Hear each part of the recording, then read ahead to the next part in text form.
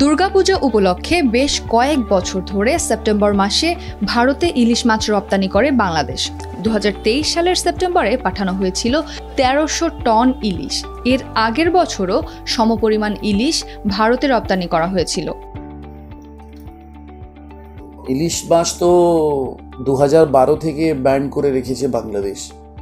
2012 থেকে তো খুলেনি, কিন্তু এই যে পুজোর মধ্যে গত 5 বছর ধরে যে একটা প্র্যাকটিস স্টার্ট হয়েছে, সেটা ওনারা একটা জাস্ট সিম্বলিক কোয়ান্টিটি ওনারা দেয়।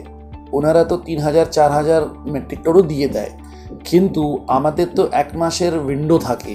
এই 1 মাসের মধ্যে খুব জোর হলে 800, 1000, 1200 এরকম আমরা নিয়ে আসি, যেটা অ্যাকচুয়ালি খুবই ছোট কোয়ান্টিটি। তবে এবার পরিবর্তনশীল রাজনৈতিক পরিবেশে ইলিশ নিয়ে ভারতীয়দের মধ্যে অনিশ্চয়তা দেখা দিয়েছে। এরই মধ্যে বাংলাদেশ সরকারের কাছে ইলিশ রপ্তানির অনুমতি চেয়ে চিঠি দিয়েছে ভারতের ফিশ ইম্পোর্টার্স অ্যাসোসিয়েশন।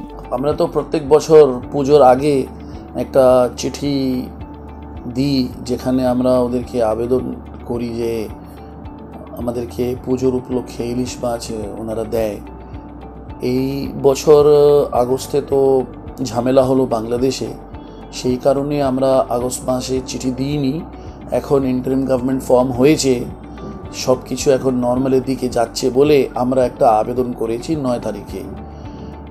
আমরা বিভিন্ন দফতরে ইমেল পাঠিয়েছি, কমার্স সচিব, তারপর অ্যাডভাইজার তহিদ সাহেব, সবাইকে চিঠি পাঠিয়েছি, যাতে প্রত্যেক বছর মতো এই বছরও ওনারা আমাদেরকে পুজোর উপলক্ষে ইলিশ মাছ দেয়।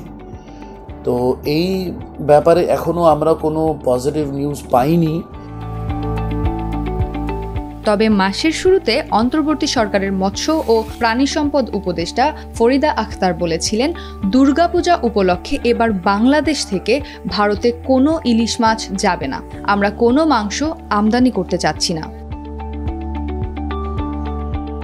এমন কঠোর বার্তার পরও কেন ইলিশ চেয়ে বাংলাদেশে চিঠি দেওয়া হয়েছে? ক্রাইসিস আছে, দাম বেশি আছে। যে মাছটা 1000-1200 বিক্রি হয়, সে মাছটা 1500-2000 বিক্রি হচ্ছে। যেহেতু প্রত্যেক বছর আমাদের রুটিন আছে, এই বছরও আমরা দিয়েছি।